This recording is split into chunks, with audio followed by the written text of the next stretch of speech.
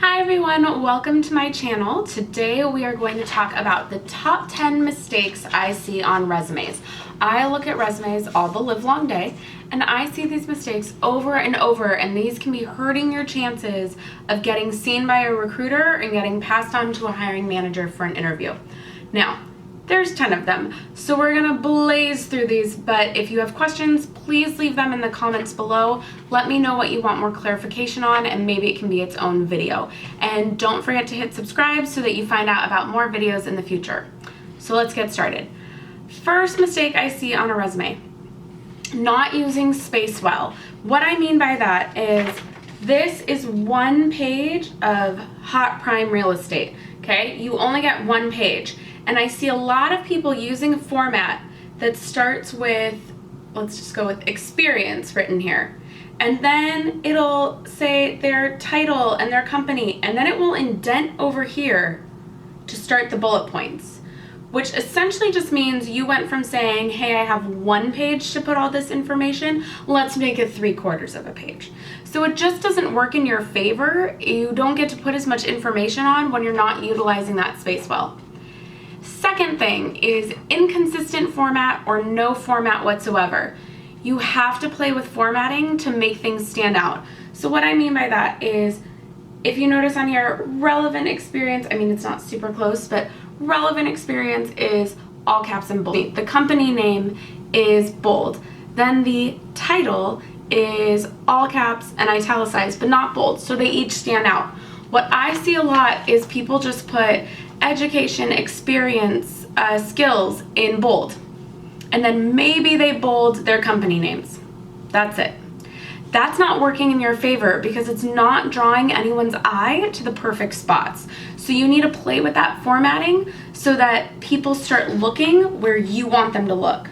Now, like I said, the flip side is inconsistent formatting, which means you've made your experience all caps and bold, and then under education, right, which should match, it's now just bold. This is a problem. It needs to be the same. So whatever you use for one company is the same formatting for the next company. Whatever you use for one title is the same for the next. It's very easy to mess up on this when you are adding a new job, so make sure you're following the formatting you used in your past positions. Next, misspellings. This sounds so obvious, but it's becoming worse because of computer programming. So you need to double, triple, quadruple check your resume for misspellings. Please don't misspell things. This sounds so obvious, but Grammarly is not going to catch this for you. The one I see all the time is somebody means to type customer service, and just, I think in typing fast, they type costumer service, so they reverse it. Costumer is a word, so Grammarly is not going to catch it. Spell check is not going to catch it. You have to read through it yourself.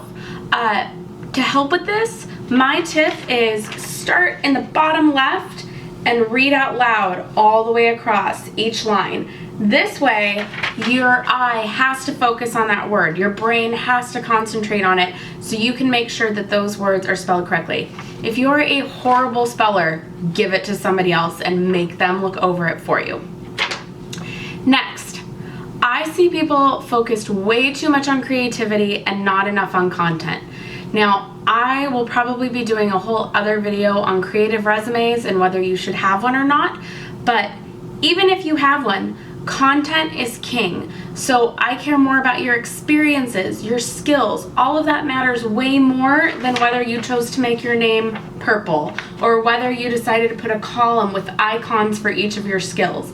The part that matters is, do you have the skills I'm looking for in this job?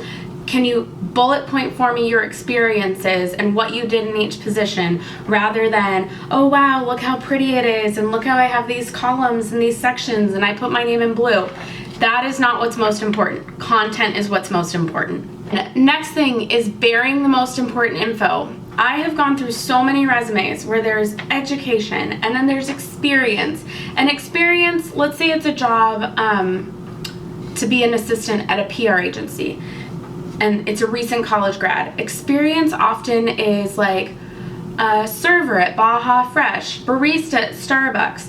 And then way down at the bottom under student orgs, it'll say PRSSA president or programming chair. And then it'll talk about all this great PR experience.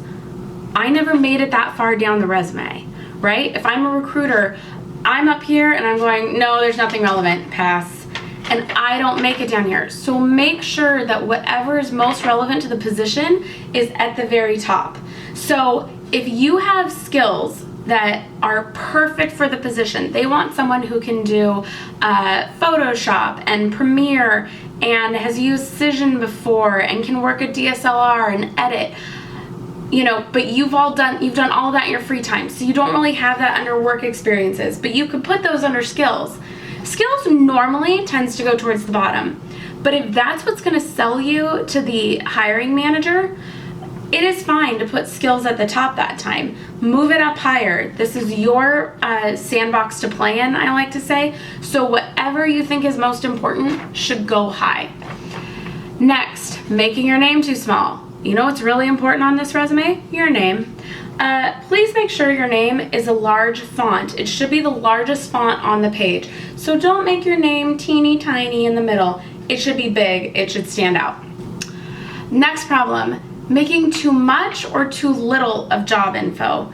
So please don't go so detailed on bullet points that it's like assisted in kindergarten classroom passing out crayons and construction paper, right? Too much. And making too much of the job. Don't talk about it like, look, if you, what was one of mine? I was a sales associate at Express. Now, I can talk about customer service. I can talk about, you know, enticing customers to upsell items. But I can't sit there and act like, or I can say assisted in creating window displays. But I can't say like conceptualized and executed window displays. No, I didn't.